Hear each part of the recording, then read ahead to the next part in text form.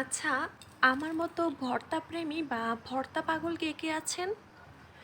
আমার তো ভর্তা অনেক পছন্দের। তবে কেন জানি এই আলু ভর্তাটা আমার একটু বেশিই পছন্দের।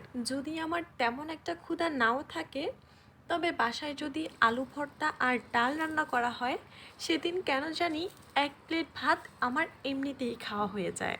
আজকে রাতে কেন জানি মাছ বা অন্য কিছু একদমই খেতে ইচ্ছে করছিল না, তাই আম্মুকে বললাম ভর্তা বানিয়ে ফেলো, আর আম্মুও তাই করতে শুরু করলো।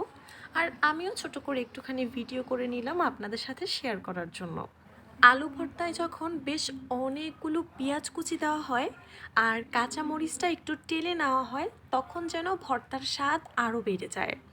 আর আজকে আমি কাঁচা পেঁয়াজের পাশাপাশি কিছু পেঁয়াজ ভেজে দিচ্ছি, মানে কিছু ভাজা পেঁয়াজ আর কিছু কাঁচা পেঁয়াজ দিচ্ছি, সাথে দিয়েছি শুকনা মরিচ আর দিয়েছি কাঁচা মরিচ।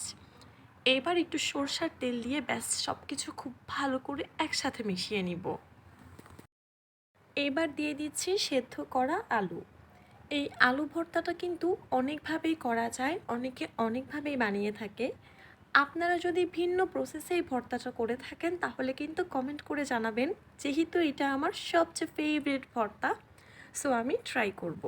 ভর্তায় আলুগুলো খুব ভালো করে মাখিয়ে নেওয়ার পর এবার আমি এখানে একটা সেদ্ধ ডিম দিয়ে দিচ্ছি।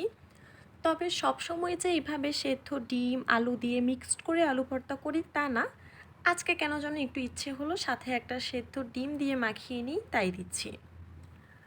আর ভর্তায় আসলে একটু ঝাল না খেলে ভালো লাগে না, তবে আমার কপাল এতটাই খারাপ, আমি টোটালি ঝাল খেতে পারি না। যার জন্য ভর্তা হোক বা তরকারি হোক, সব কিছুতে আমাদের বাসায় ঝালের পরিমাণটা একটু কম থাকে। তবে আমি জানি অনেকেই প্রচুর ঝাল দিয়ে ভর্তা খায়, সেটা দেখলে আমার একটু লোভ লাগে, কিন্তু কিছু করার নেই, খেতে পারি না। যাই হোক, বক বক করতে করতে এদিকে আমার ভর্তা রেডি। তবে আপনাদের কোন ভর্তাটা সবচেয়ে বেশি পছন্দের তা কিন্তু আমাকে কমেন্ট করে জানাবেন। সো আজকের মতো বিদায় নিচ্ছি, সবাই ভালো থাকবেন, আল্লাহ হাফেজ।